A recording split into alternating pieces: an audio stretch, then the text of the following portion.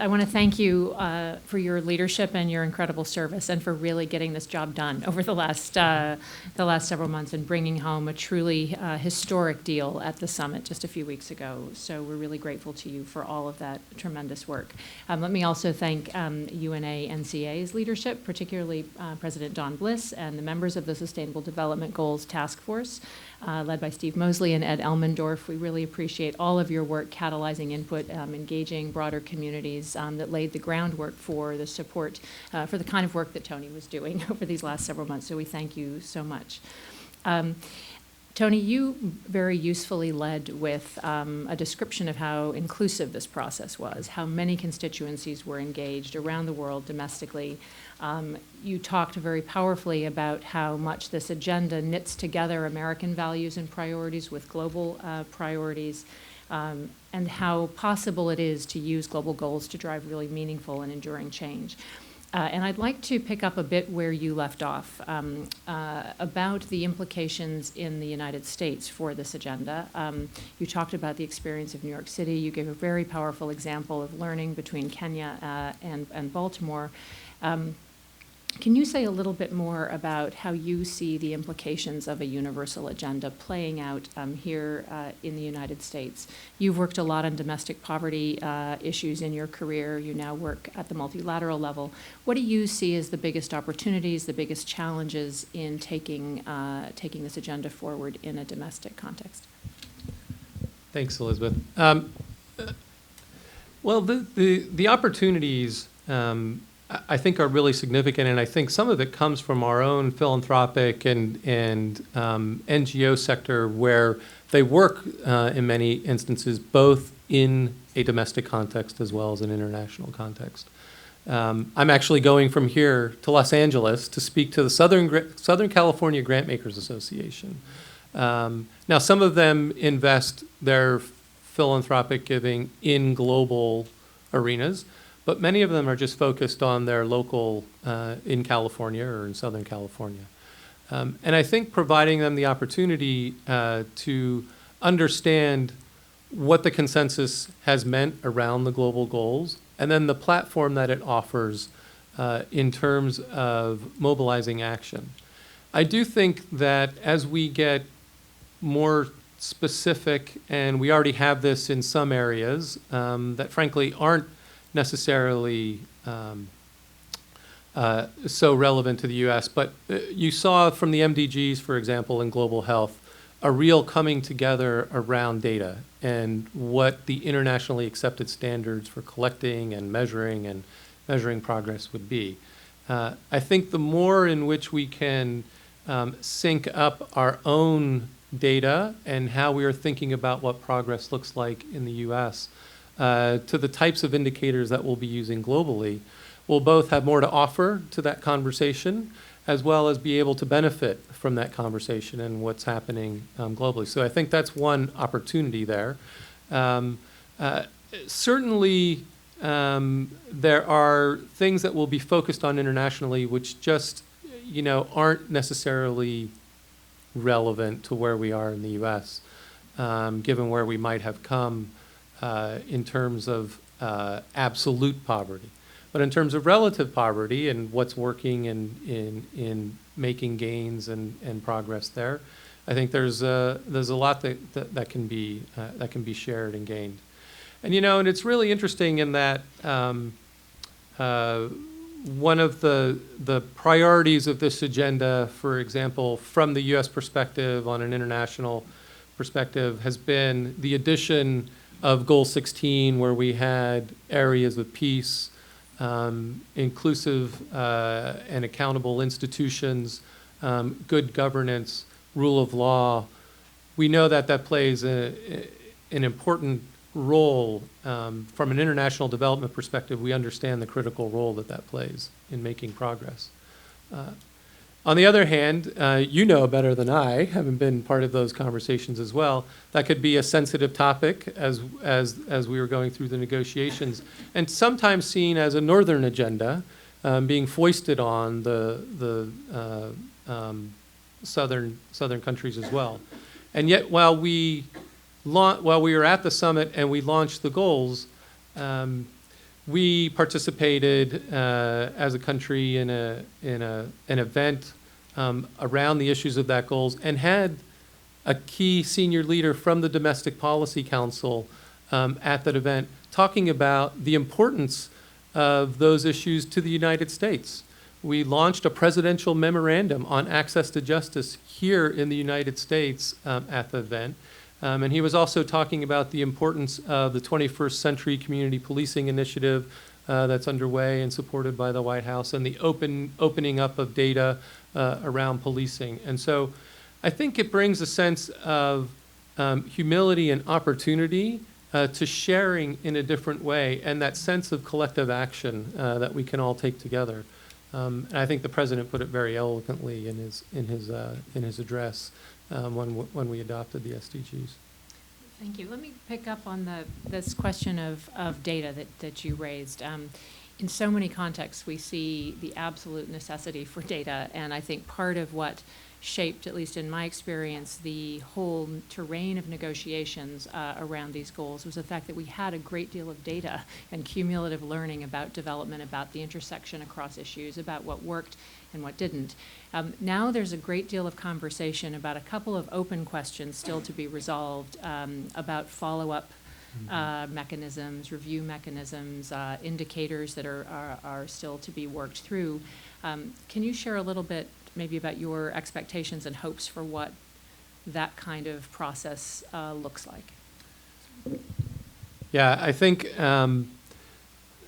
so we were very clear that we saw the development of indicators to be a process that really needed to be led by the technical experts in that area. And I do feel as if the process that's in place within the official UN architecture and the mandate given to the UN Statistical Commission really reflects that and has taken that to heart. Having said that, I think that there will, just as there is differences as you look at the goals and targets across the agenda, I think you will see differences in our ability to collect data that has sort of a clear methodology, a clear conceptual connection to the targets. There will be some where we're far ahead, and certainly the MDGs on that part of the agenda have given us a bit of a head start. I think some will be frustrated because it will take us some time to actually find those indicators in the official part of the architecture that really reflect to the extent and rigor that we'd like what progress looks like. Having said that, we're also in a different time than we were in the MDGs, and in some respects we're awash in data, and it's not just in government statistical offices. That's not the only place where data lives. And I think there's a great deal of opportunity for innovation that leverages data that lives in the private sector with civil society. It's exciting to see the global partnership for sustainable development data get underway, because I think that's about looking at what types of those partnerships are really having impact and can be applied and scaled up and modeled elsewhere, and continues to bring the political attention and the political momentum that might be necessary over the 15 years of the agenda.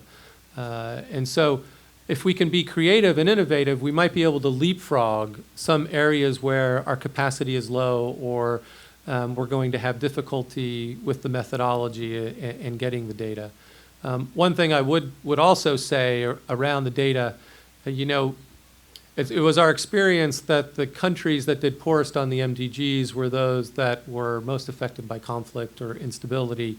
Those are also the places where the data is the worst. And you can take that from a macro level and talk about countries at that level, but then if you go to a micro level as well, it's often the place, even when you look at pockets within the U.S., and I know from my own experience, having worked in some of the poorest areas of the U.S., it's also those pockets, it's those communities where the data is the worst as well.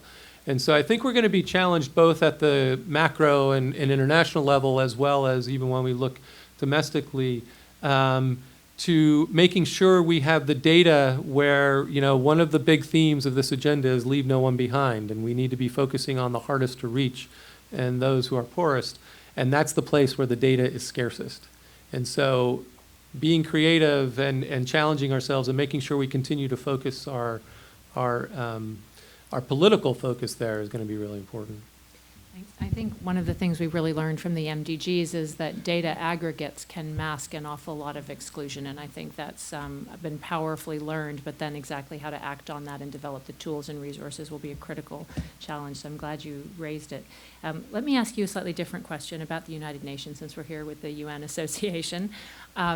So you got thrust into the leadership of probably one of the toughest negotiations on the international stage in 2015, and 2015 is the year of milestones, as we all know.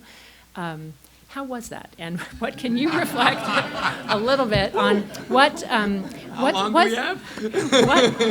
surprised you the most about the UN or about your interactions with colleagues? And I won't ask you what you liked least, but what did you like most? So one thing that I think I underestimated, but I think was critically important, was the desire by many who are actively involved. And look, just to be frank and honest, there's many times during the conversation, it wasn't about necessarily the SDGs that was blocking us coming to consensus, but there were other issues, either within the UN context or outside, that also brought its own political flavor to that conversation. But the desire, and I think the goodwill that was mostly inherent with member states as we were going through that, to actually want to come to consensus, to see this as critically important, to see this as really an opportunity, and to build upon what we had learned from the MDGs, that went a long way, actually. That provided a critical momentum that sustained many of us, I think, during some of the toughest divides. And it was complicated because, as you say, 2015 is a big year. So this was not the only process. You had the Financing for Development Conference, and you have the climate change process coming up, and they're linked in some ways. And so you have issues that were contentious or that were sensitive, carrying over from one process to the other. But that desire to actually want to push through and to want to see, it really provides a sense of optimism. That you can get there. Now, that will be in the details of implementation as well. I think the other thing was I was extremely impressed by the facility of our leadership, of our co-facilitators, to help manage that process in a way that was very transparent, yet helped us continue to make progress.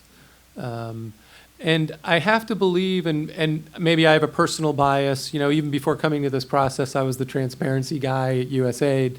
But I truly believe that the transparency of the process was part of the magic of helping us get to some consensus.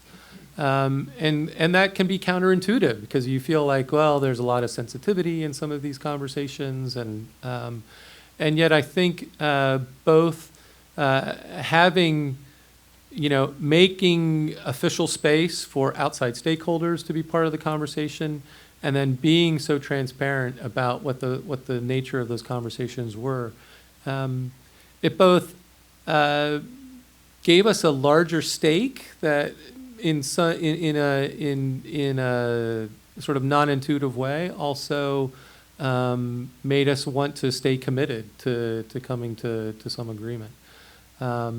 And then I think at the end of the day, it's amazing to see how we can structure a deal, basically, that really met many countries, put on the table what we all felt like we needed to be able to come to consensus and rally around this. And that was impressive because there were so many different constituencies and so many different equities at play. And yet we were able to find sort of that Venn diagram where everything overlapped, and we were able to say yes. as a piece. Wonderful. So I want to open the floor to a few questions. You have the opportunity to ask a U.S. Special Coordinator anything you've ever wanted to know, but we're afraid to ask. So we'll take maybe 5-10 minutes to do that, and then conclude this session, and then we'll ask our panel up after that. So the floor is open. I have not very good eyes, so I beg your indulgence if I don't see you in the right order. I actually see Bruce here first, and then the gentleman in the middle of the room, and then gentleman there and in the back. So 4 in a row.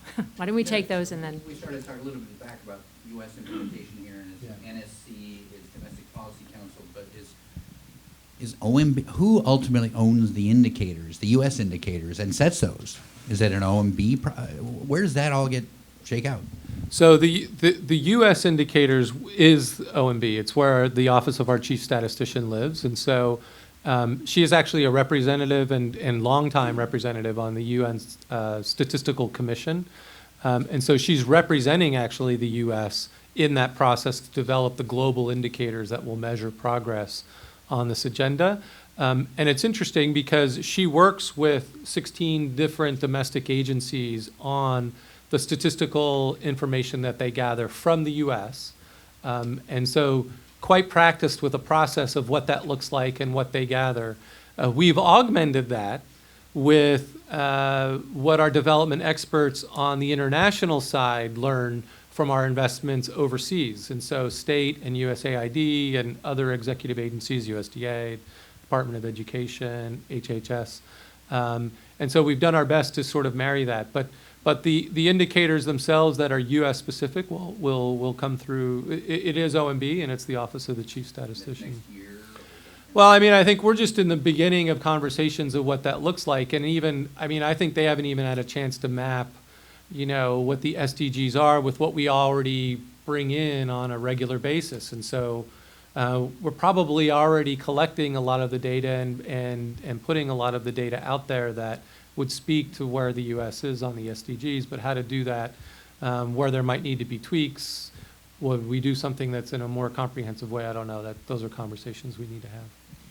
What I might suggest is that we take all the questions in a row, and Sure. then Yeah. Tony, come back to you. Okay, gentleman over there in the middle, on the right, on my right. In the middle. There. Thank you. Bob Berg, I've been on the inside of a lot of fairly major UN initiatives, and I have to say that I think religious institutions ought to declare the political adoption of the SDGs a miracle. I mean, it was just amazing. I wanted to ask about two kinds of political theories on it. One is, what is your best estimate now of how to mobilize domestic action in across-the-board way, that is national legislation, politically, how do you motivate and what do you look for? And secondly, politically, how do you think the UN should or will be using peer pressure among heads of state to keep the pressure on during this 15-year period? Thanks. Next, I had the gentleman here in the second row, and then the last row. Hi, Dan Coviello, current UNA NCA member and formerly with the UN Division for Sustainable Development. First off, thank you for both of you for being here. I definitely appreciated your insight and comments. My question jumps off a little bit of what we just heard a moment ago in terms of the accountability and review mechanisms as we move forward towards the implementation of the goals. I believe that there's a culture at the United Nations of saying good things about what's working and not necessarily about what's not working. My question is, with respect to, say, a failure forum, bringing people together to say what does not work. Do you feel like those conversations are, one, missing at the United Nations? And if so, is the United States doing anything to encourage those to occur as we move forward towards the HLPF and other things like that? High-level political forum for those. Yes. Yes, the gentleman in the back. And then I think we'll come back to Tony and recognize that all of these questions and many more will continue to circulate through our panel conversation that comes next, so also hold thoughts for that, please, sir. Good afternoon. Thank you. My name is Frank Vogel. I'm the co-founder of Transparency International. And so we were delighted that finally, Goal 16 is included. You mentioned in your opening remarks a concern about silos and the SDGs silos packaging, and we're intensely concerned about that. And I wonder if you could just elaborate a little bit about what your concerns are there. I mean, my fear, and I think that of many people, is that these goals will be treated separately by institutions and not in an integrated fashion, especially when it comes to justice and governance and corruption. But it'd be very interesting to hear how you think this will in fact be unpacked and integrated in a meaningful way. Thank you. You have questions about miracles in politics, about peer pressure, accountability, and failure, and about transparency in silos. So let me take the silos question first. It's going to be challenging. I mean, because even it will challenge our development approaches and how we think about development. And frankly, it is sometimes easier, like think of global health. It's easier sometimes to raise money for a specific disease because it seems easier to be able to then talk about what your return on investment looks like. You're able to draw a connection between an attribution between the dollars and what your progress looks like. Having said that, I think the development community really understands what I was talking about earlier, that if you want to make progress on HIV/AIDS, it's not always an HIV/AIDS intervention that's the sole thing that helps you make progress. Evidence shows that the earlier and the longer that girls and women stay in school correlates with lower rates of HIV/AIDS incidents. And so, and I think the development community understands that and is just at the beginning of really understanding what do integrated solutions look like. USAID, right before the summit, came out with its vision on ending extreme poverty. Now, the president has signed us up 3 years running in the State of the Union address for the U.S. to be a major partner in ending extreme poverty, and that's really at the moral center of these global goals. But in putting that vision together, I think, and I would recommend you look, particularly you would be excited to see this because at the basis of what they talk about that's important for ending extreme poverty is strength of governance, transparency, and inclusive, stable institutions.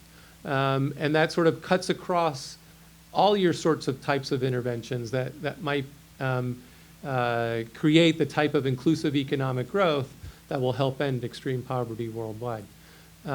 Now, what that means as we go forward, I think it will be challenging because there are ways in which we've been siloed up to now, and it will require even ways of measuring and attribution that's going to be different. But I do think that the SDG, the global goals, really provide us with a platform to take that seriously and to do it with a level of rigor that's really important, and to understand that.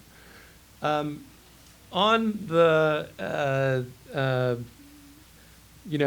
would we, the follow-up and review and what happens at the UN and even the question about peer pressure.